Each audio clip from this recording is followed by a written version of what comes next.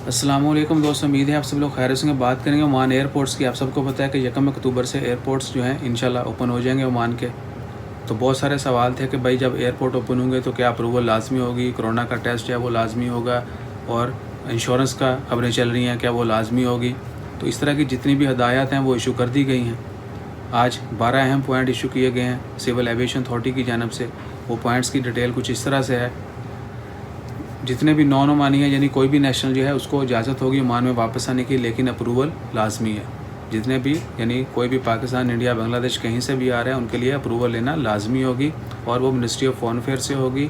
आप अपने स्पॉन्सर के थ्रू या अपने अरबाब के थ्रू और इस्लाम एयर, ओमान एयर के थ्रू जमा करवा सकते हैं और अप्रूवल हासिल कर सकते हैं। इसके अलावा जितने भी विजिटर्स आएंगे उनके लिए हेल्थ इंश्योरेंस जो है वो लाजमी होगी, और वो 30 दिन तक वैलिड हो। जब आप लैंड करें, यानी जिस दिन आप ओमान में पहुँचे उससे अगले 30 दिन तक की वो वैलिड इंश्योरेंस होनी चाहिए, जिसमें कोरोना की ट्रीटमेंट, टेस्ट और एक सर्टन लिमिट तक की कह लें कि जो एक्सपेंस है वो कवर होना चाहिए।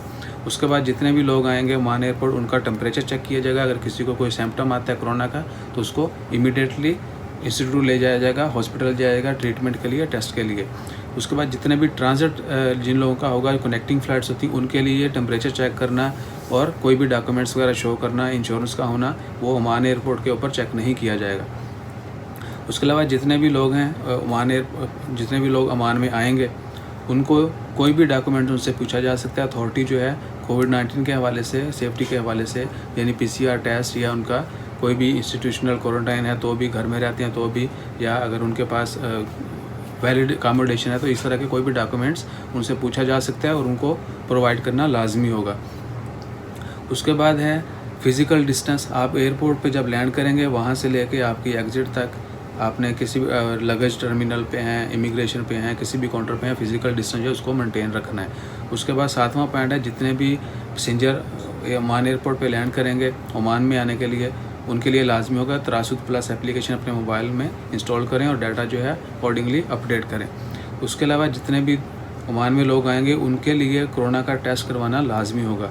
1 से 7 दिन पहले हफ्ते में कोरोना का टेस्ट करवाना लाजमी होगा, और विदिन 1 वीक आप बेहतर होगा जिस दिन आएँ उसी दिन टेस्ट करवाएं, ताकि अगले 2-3 दिन में आपकी रिपोर्ट जो है वो इशू हो जाए। उसके अलावा 8 से 14 दिन they will be also place corona का टेस्ट लाजमी होगा, और ब्रेसलेट जो है कोरोना ट्रैकिंग की वो लाजमी पहनना होगी।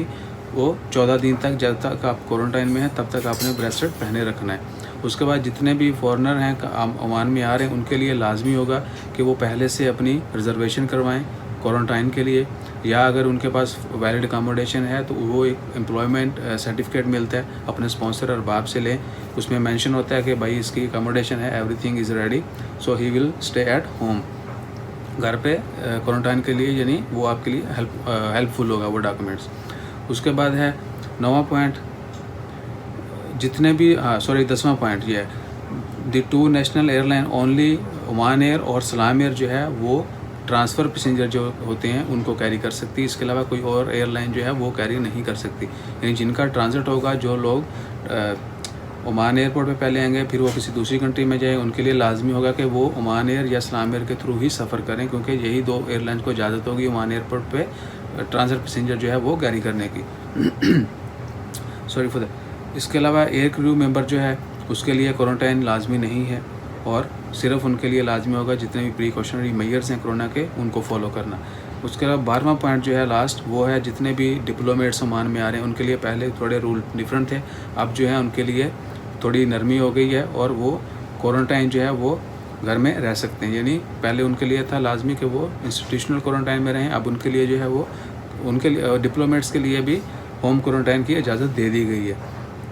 इसके अलावा आई एम एक्साइटेड कि फाइनली जो है वो ये सारी हदायत जो हैं जारी कर दी गई हैं।